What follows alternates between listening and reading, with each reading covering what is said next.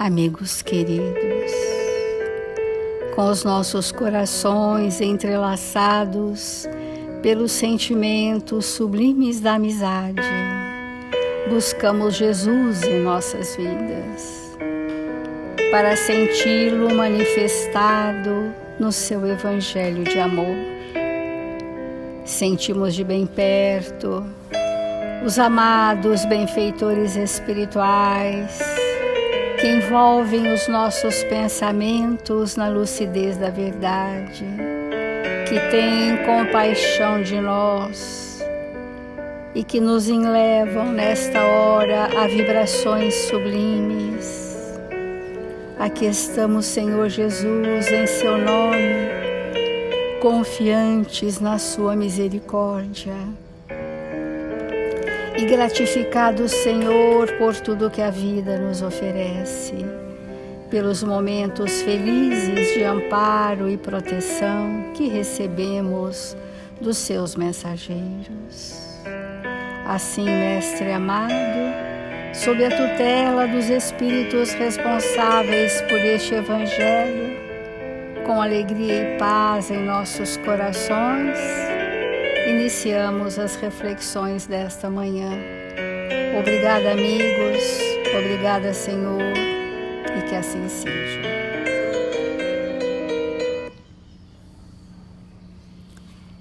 Do Evangelho segundo o Espiritismo,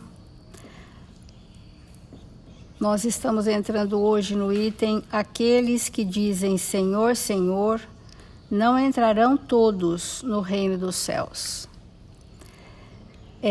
Esta sequência de compreensões que esse capítulo nos traz, muitos os chamados, poucos os escolhidos, né? Que também nos trouxe a porta estreita. Todos esses itens estão linkados a essa questão, que a forma como a gente mostra o cristianismo em nós não é suficiente para estabelecer o estado consciencial de reino de Deus. Porque o reino dos céus não está em algum lugar. O Evangelho disse que o reino dos céus está dentro de nós. Se está dentro de nós, qual é a instância do Espírito onde as leis divinas se manifestam? A consciência. Então, o reino de Deus é um estado de consciência daquilo que cada um de nós já foi capaz de construir de valores e virtudes. Então, os valores e virtudes do Espírito dão para ele o estágio de reino dos céus que cada um de nós pode ter alcançado. Então, este capítulo vem abolir todas as práticas externas que nós, por muitos séculos, achávamos que era o cumprimento da religiosidade, hoje sabemos que não são suficientes. Então, assim como a porta estreita é uma escolha, não é um sofrimento, não é um martírio, a porta estreita é um caminho evolutivo, basta cumprir o planejamento reencarnatório. Isso a gente tem falado todos os dias, para não configurar que é um martírio, que agora eu vou sair da vida que eu gosto para entrar num corredor de martírio. Não é isto. O limiar de passagem pela porta estreita é quando o espírito deixa de ser regido pela força da lei tão somente, mas que ele escolhe o caminho do bem por força voluntária, pela ação consciente e voluntária da vontade. Então, ele entra no caminho aquilo que ele veio fazer. É sofrido porque nós não temos tantos recursos, mas é pacificador, porque a nossa consciência se alinha com as sábias leis. Esse é o termômetro, para a gente saber em que caminho nós estamos. Da mesma forma, hoje estamos entrando nesse item. Então diz assim: aqueles que dizem Senhor, Senhor, não entrarão todos no reino dos céus, mas somente entrará aquele que faz a vontade do meu Pai que está nos céus. Vamos fazer uma comparação. Nem todos entrarão na porta estreita, porque para entrar na porta estreita precisamos nos despojar de uma quinquilharia de coisas emocionais que arrastamos. Da mesma forma, o reino dos céus, que é o mesmo simbolismo, fazer a vontade de Deus. Qual é a vontade de Deus em nossas vidas? É o cumprimento das leis divinas que trazemos em nossa consciência. A vontade de Deus em nossas vidas é que cheguemos à perfeição, porque é a única destinação do Espírito.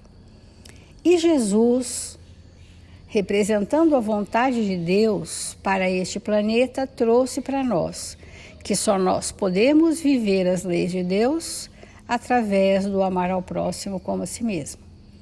Então, a vontade de Deus é esta. E Jesus veio nos ensinar a viver as leis de Deus, começando pelo amor ao próximo que amamos e ao próximo que ainda não aprendemos a amar, que são os nossos desafetos. Esta experiência é que leva a entrar no reino dos céus, ou seja, que nos leva a um estado de consciência pacificado.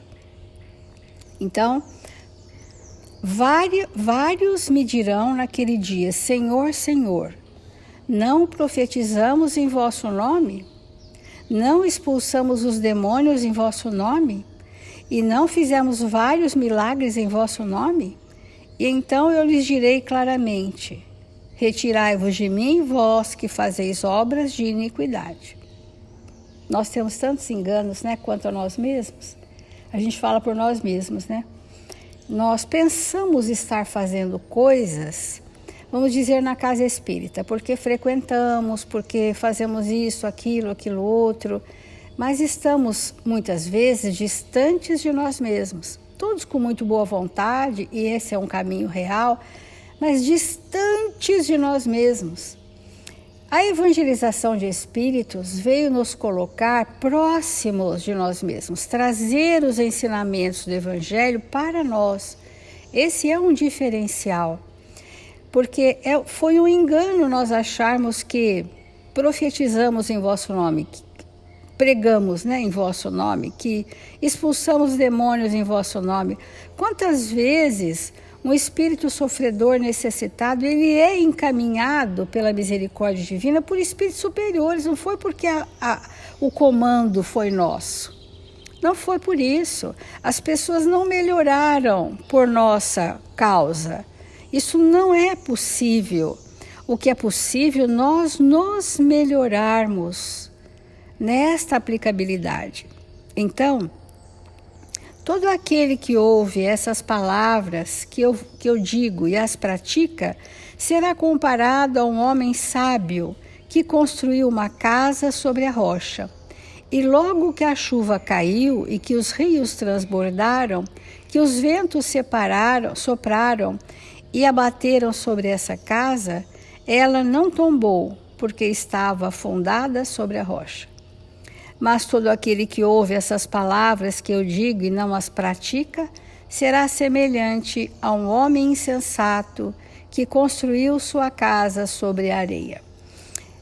Nós vamos hoje aquecer o nosso pensamento em relação a essa questão de quem tem salvo-conduto para entrar no reino dos céus. Porque essa é a linha de pensamento do capítulo inteirinho. Quem é que tem esse recurso?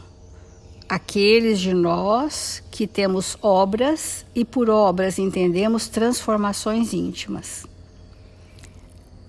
como paradigma a lei de Deus. Estes estarão no estágio chamado Reino dos Céus, estágio evolutivo, estado de consciência, amigos. E para isto, não é preciso que nós tenhamos a virtude no grau máximo, porque isso nem é possível para nós aqui na Terra. Mas naquele mínimo esperado na nossa condição evolutiva, isso sim nós podemos. Porque quando Jesus diz que o fardo não é mais pesado do que suportamos, a evolução não vai além do que podemos. Nós não vamos além do que podemos, porque nós temos limites chamado ignorância do espírito ainda, não é? Então, dentro dos limites da nossa ignorância ou do nosso grau de conhecimento, tudo que nos for possível, fazermos. Então, nós não queremos passar uma ideia de que o reino dos céus são para alguns tão diferentes do mundo em que vivemos, que é impossível ser atingido, que isso é só para espíritos perfeitos. Não é assim. O reino dos céus é um estágio de consciência que nós, mínimos que somos, imperfeitos que somos, já podemos viver. E a gente percebe isso porque a pessoa está nas provas e às vezes até nas expiações terrenas, com muitas dores, mas está pacificado. Está profundamente alinhado com aquilo que veio fazer. E o que nós viemos fazer é o cumprimento da lei. Nós vamos falar um pouco hoje de uma lição de Emmanuel, que chama Tais Quais Somos, que vai falar sobre esse versículo, né? Senhor, Senhor, entrará no reino dos céus, nem todo aquele que disser. A lição diz assim: tais quais somos, que é isso que a gente quer saber. Olha, o nosso estado real, a nossa pequeneza, a nossa dimensão, ela não nos tira a possibilidade de estarmos alinhados com as leis. Declaras-te no sadio propósito de buscar evolução e aprimoramento, luz e alegria. Isto é verdadeiro, porque é o tropismo do espírito. Nós todos buscamos a felicidade, porque é necessário o espírito querer ser feliz. Porque o espírito que não quer ser feliz, ele está no estado do pensamento depreciativo, deprimido, ele está recusando a reencarnação. Então é necessário que nós tenhamos a chama da alegria e da felicidade em nós. Então, buscar luz e alegria. Entretanto, em várias ocasiões, estacas, recusando a estação de experiência e resgate em que ainda te vês. Estamos buscando a alegria de viver, a satisfação com a vida, mas chegam os percalços, chegam os desafios, chegam as provas. E aqui ele coloca como uma estação de experiência. E diante dessa estação de experiência, desse momento de experiência, muitas vezes queremos recusar a experiência ou estacar no processo evolutivo. É o que a gente mais vê na assistência fraterna, né, amigos? A pessoa, diante da experiência que vai renová-la, ela recua ou estagna. E faz uma série de sintomas emocionais para justificar para o mundo por que ela não continua. Olha que complexo que é isso. Deitas aflitivo olhar para fora e frequentemente cobiças, sem perceber, as condições de amigos determinados, perdendo valioso tempo em descabidas lamentações. Quando a gente está voltado muito para fora de nós, a gente presta muito mais atenção nas aquisições do outro do que no caminho que eu tenho para adquirir por mim mesma, né? Isso é uma perda de tempo, porque a cobiça, que ela é fruto da inveja, é desejar ter consigo o que o outro fez com grandes lutas. Então nós gostaríamos de estar como ele está, sem passar pelas lutas que ele passou. Essa é a cobiça, né? Que é a lei do menor esforço. Então nós não temos como pular a etapa. Aquele que está à nossa frente, ou que tem valores que a gente não possui, é um estímulo de admiração. Porque à medida em que nós admiramos o percurso do outro, ele nos ensina quais os passos que ele deu para chegar como chegou. São os grandes exemplos que nós temos. Às vezes, dentro dos nossos amigos pessoais, nós temos grandes exemplos. Como aquele espírito palmilhou aquele caminho, porta estreita, para chegar aonde está com os valores que ele adquiriu. E nós, muitas vezes, desejamos isso. mas perdemos tempo pedindo que isso venha para nós sem esforço nenhum.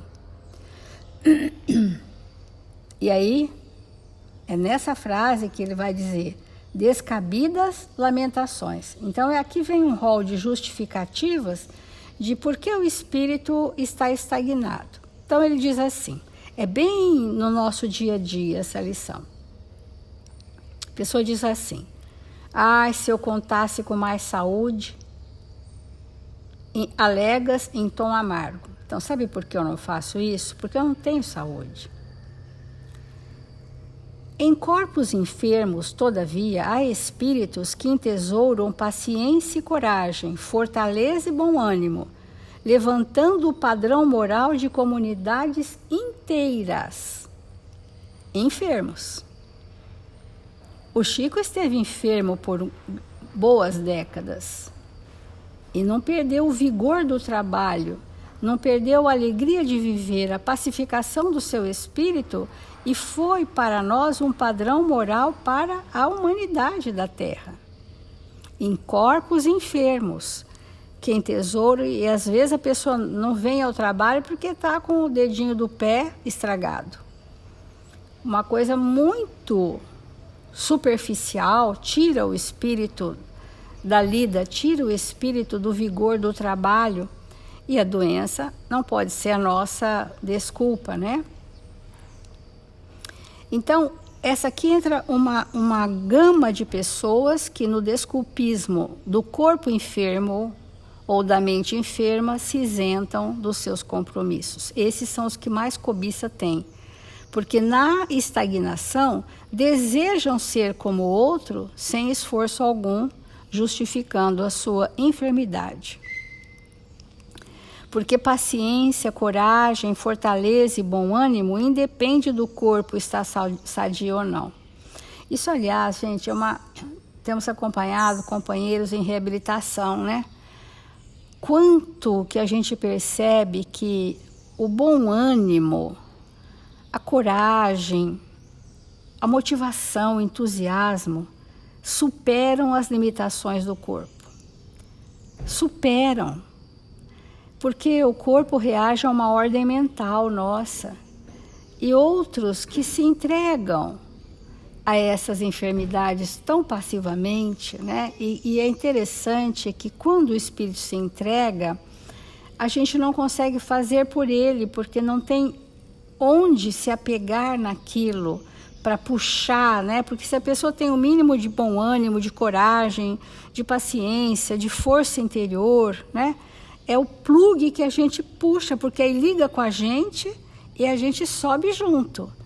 Quando não tem essa possibilidade, que tanto o corpo está doente quanto a alma está em declínio, é muito difícil mesmo, só as forças espirituais superiores, né? É bem difícil. Outro grupo que Emmanuel traz é do diploma. Tem uns que dizem assim, se eu conseguisse um diploma distinto, afirmas com menosprezo a ti próprio. Como quem diz, eu não vou falar do evangelho porque eu não tenho diploma, eu não tenho o título que aquela pessoa tem, eu não tenho... Que tudo isso é desculpismo, porque nas lides de Jesus nada disso é necessário. Não te é lícito desconhecer, porém, que o dever retamente cumprido é certificado dos mais nobres, descerrando-te caminho a conquistas superiores. Qual é o requisito que é necessário para que a pessoa possa fazer os seus deveres? O dever retamente cumprido é o certificado, é o diploma dos mais nobres. De que dever estamos falando? Dos deveres morais, né? Os espíritos que cumprem os seus deveres morais são honradíssimos, estão habilitados a tudo fazerem. Esse é o grupo daqueles que falam que não tem escolaridade. Agora vamos para outro grupo. Tudo isso é estagnar diante da estação da experiência. Outros dizem assim, se eu tivesse dinheiro, reclamas triste. Mas esqueces-te de que é possível socorrer o doente e abençoar o próximo sem acessórios amoedados.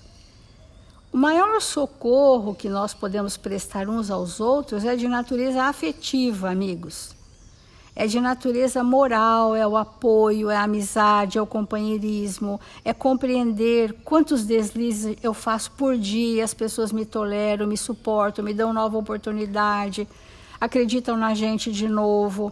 É isso que é a força de um grupo de trabalhadores, que sentimos as dificuldades uns dos outros, que são expressivas, né? Falo por mim mesmo, mas as pessoas nos toleram, as pessoas nos dão chance, e é isto que não precisa de recursos amoedados.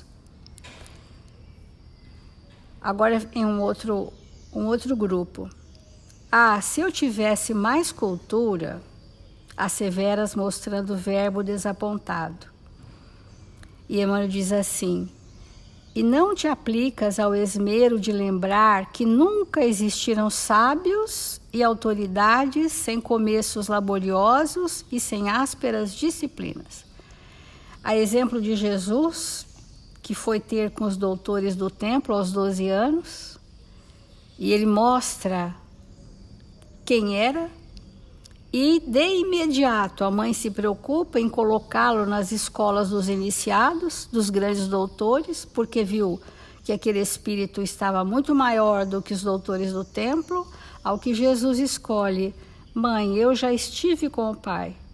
Ou seja, ele já tinha toda a sabedoria que era possível para um espírito perfeito e crístico. E foi para trabalhar aonde? Na carpintaria, né? Esse é o espírito, né? Então, o começo é laborioso e graças a Deus que as nossas tarefas simples requerem trabalhos com as mãos, trabalhos intensos, físicos, porque é a lei do trabalho iniciando em nós.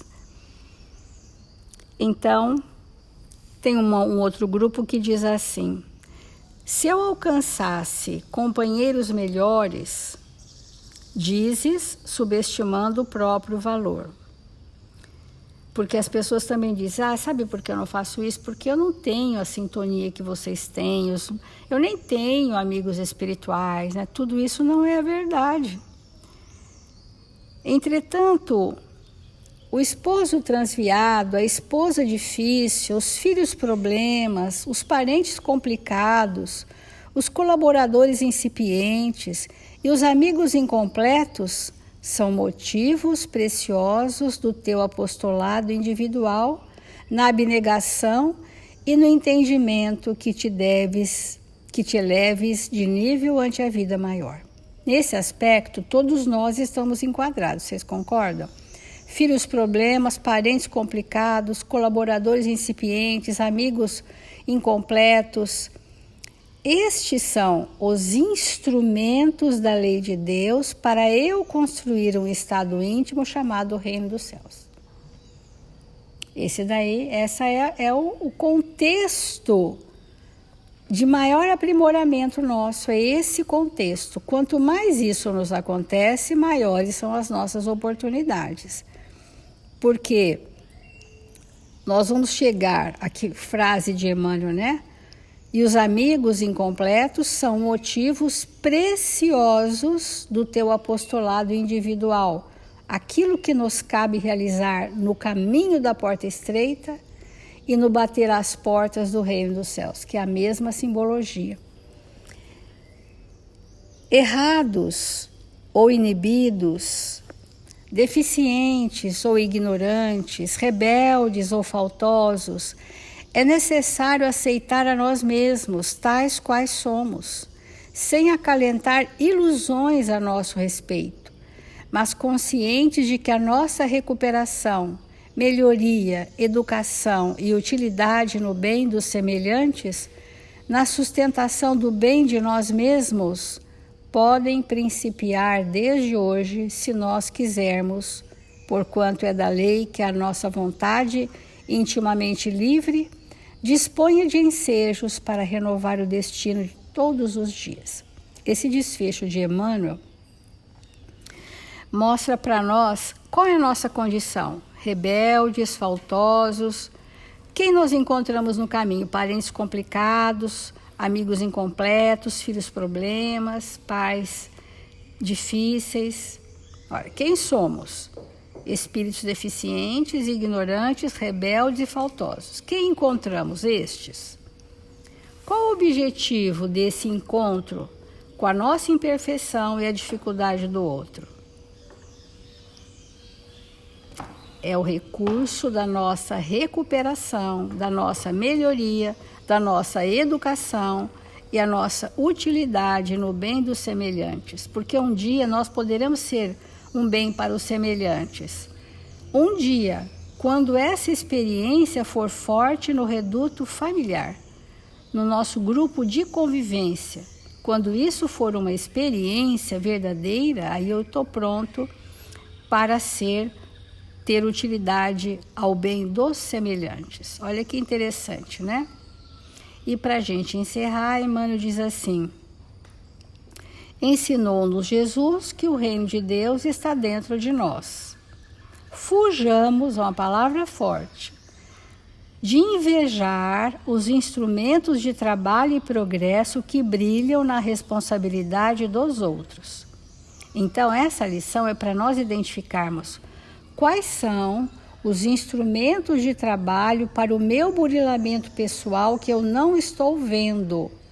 E eu preciso de ajuda para que alguém me mostre quais são os instrumentos de trabalho e progresso meus, para que eu não tenha cobiça dos instrumentos de trabalho do outro. Para superar as dificuldades e empeços de nossos próprios limites, basta abrir o coração ao amor e aproveitar os recursos que nos enriquecem as mãos. Jesus mostra, através dos Espíritos, que é simples, que está ao nosso alcance, que está dentro da nossa possibilidade, que não estamos sós, que sempre teremos amparo.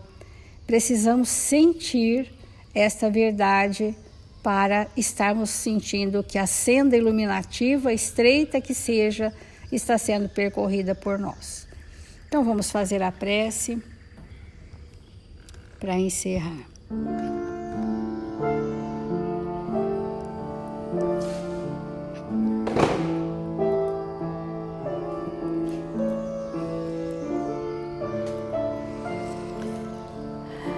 Deus, Pai amantíssimo, Jesus, Mestre amado, estende sobre a humanidade da terra, Senhor, o manto luminoso do seu amor.